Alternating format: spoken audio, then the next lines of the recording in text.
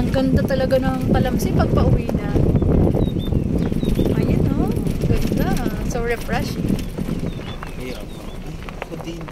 Ito na. Ang ganda. Yeah, it's so beautiful. Share mo sa akin. I-reels ko yan. Sure. Tayo pauwi na, no? Galing tayo ng rest house natin Talamsi.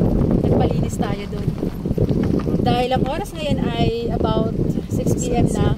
Kondo ng sunset. Napaka relaxing. Magka-camping tayo dyan kapag malinis na yung rest house kasi tagal natin hindi napalinis yun. Isang taon yata.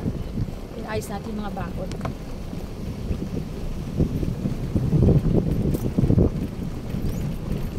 Ayun, tago na siya sa likod ng kondo.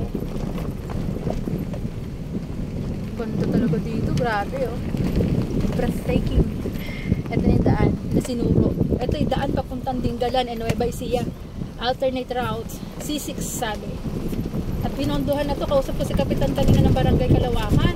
May pondo pala to, National Fund, no? For 2024. Yung Mount Lawad, yung lote namin dalawa sa Mount Lawad, ang walang fund ang kalsada.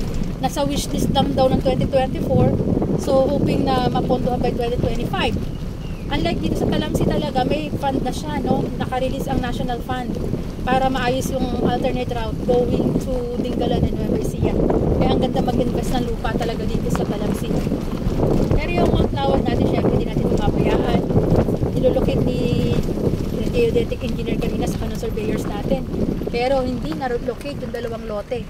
Kailangan pa daw hanapin yung 6 hectares, no?